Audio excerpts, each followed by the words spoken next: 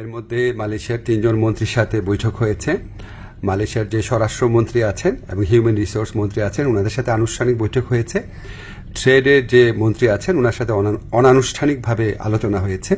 তো এখানে কিছু অগ্রগতি সাধিত হয়েছে, সেটা আপনাদের সাথে শেয়ার করতে চাচ্ছি।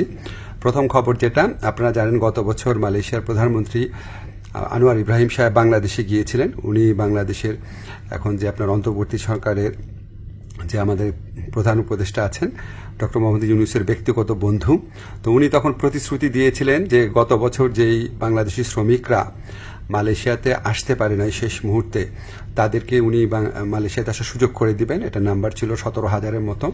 তো এটার ভিত্তিতে আমরা অনেক আলোচনা করেছি। তো তারা বলেছে তারা ব্যাচ ওয়াইজ নিবে। তো প্রথম ব্যাচ হিসাবে 7,926 জনের তালিকা ওনারা চূড়ান্ত করেছেন এবং এটা খুব অল্প সময়ের মধ্যে ওনাদেরকে মালয়েশিয়াতে কাজ করার সুযোগ দেওয়া যাবে, এই প্রক্রিয়া শুরু করে দিয়েছেন ওনারা। সেকেন্ড যে নিউজটা, ভবিষ্যৎ কর্মসংস্থানের ক্ষেত্রে আমরা বিভিন্ন সূত্রে জেনেছি আগামী কয়েক মাসে মালয়েশিয়া 1 থেকে 1.5 লক্ষ বিদেশি শ্রমিক নিতে পারে। তো আমাদেরকে মালয়েশিয়ার যে ইন্টেরিয়র হিউম্যান রিসোর্স মিনিস্টার আছে উনি আশ্বস্ত করেছেন লোক দেওয়ার ক্ষেত্রে বাংলাদেশকে সর্বোচ্চ অগ্রাধিকার দেওয়া হবে। বাংলাদেশ থেকে সবচেয়ে বেশি লোক নেবেন ওনারা, এটুকু আশ্বাস আমরা পেয়েছি।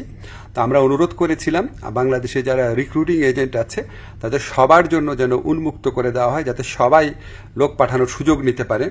এটা আমরা অনেক ভালোভাবে বুঝিয়ে বলেছি। তো ওনারা বলেছেন ওনারা এটা ভালোভাবে বিবেচনা করে দেখবেন, আমাদেরকে অচিরেই ওনারা এই ব্যাপারে সিদ্ধান্ত জানাবেন। তো আমাদের একটা বড় অগ্রগতি যেটা হয়েছে, আমি মালয়েশিয়ার যে ইন্টেরিয়র মিনিস্টার আছে ওনাকে রিকোয়েস্ট করেছিলাম, আমাদের শ্রমিকরা মাল্টিপল ভিসা পায় না, সিঙ্গেল এন্ট্রি পায়, অন্য দেশের শ্রমিকরা পায় মাল্টিপল এন্ট্রি। তো ওটা নিয়ে বেশ কিছুক্ষণ কথা হয়েছে। উনি আমাদেরকে শুধু প্রতিশ্রুতি দেন নাই, ওনার সাথে যারা কর্মকর্তারা ছিল তাদেরকে এই ব্যাপারে দ্রুত পদক্ষেপ নেওয়ার জন্য নির্দেশ দিয়েছেন। আর আমি বলেছি যে মালয়েশিয়ার যারা ইরেগুলার হয়ে গেছেন, যে শ্রমিক ভাইরা আছেন তাদেরকে রেগুলারাইজ করা বা বৈধ করা যায় কিনা। তো ওনারা বলেছেন ওনারা মাঝে মাঝে এটা করেন, আর গত বছর করেছেন।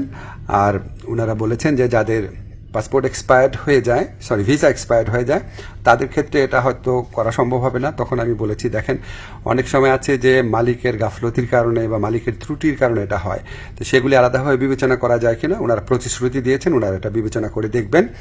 এছাড়া আমরা আরও কিছু বিষয় নিয়ে আলোচনা করেছি, যেমন আমরা বলেছি যে এখানে যে আপনার সিকিউরিটি গার্ড আছে বা কেয়ার গিভার আছে বা নার্স আছে, বাংলাদেশ থেকে নেওয়া যায় নাকি, স্কিল্ড ওয়ার্কফোর্স নেওয়া যায় নাকি।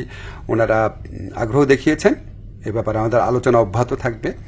তো আমরা মোটামুটি আশাবাদী এবং আমরা মনে করি যে এই যে এতটা ফলপ্রসূ একটা আলোচনা হলো, সেটা আমাদের প্রধান উপদেষ্টার অবশ্যই উনার বন্ধুত্ব, উনার গাইডেন্স আছে, উনার যে বন্ধুত্ব আছে মালয়েশিয়ার প্রধানমন্ত্রীর সাথে, উনার যে গাইডেন্স আছে আমাদের প্রতি, আপনাদেরকে জানাচ্ছি ব্যক্তিগতভাবে উনি মালয়েশিয়ার শ্রম বাজার নিয়ে ব্যক্তিগতভাবে উনি আমাদেরকে নির্দেশনা দিচ্ছেন, বৈঠকে বসছেন, ওনার কথা মতোই আমরা কাজ করছি।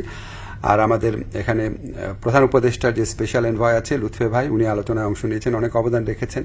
আমাদের প্রবাসী কল্যাণ মন্ত্রণালয়ে যারা আছেন তারা গত কয়েক মাস ধরে চেষ্টা করে যাচ্ছেন বিষয়গুলো এগিয়ে নেওয়ার জন্য। আপনাদের দোয়া ছিল, এই জন্য এতটুকু অগ্রগতি হয়েছে। আপনারা দোয়া করবেন আমরা যেন মালয়েশিয়া যারা শ্রমিক ভাই আছে বা যারা আসতে চান তাদের যেন সত্যিকারে কল্যাণকর কিছু করতে পারি। আপনি কি বৈধভাবে কর্মী হিসেবে বিদেশে যেতে চান? আপনি কি রেমিটেন্স যোদ্ধা হিসেবে প্রবাস জীবনযাপন করছেন? আপনার জন্য প্রয়োজনীয় এবং জরুরি সকল তথ্য হাতের মুঠোয় পাচ্ছেন প্রবাস তথ্য কেন্দ্রে। প্রবাস তথ্য কেন্দ্র ইউটিউব চ্যানেল, এরই মধ্যে 10 লাখের বেশি সদস্যের বিশাল একটি পরিবার আমরা এখন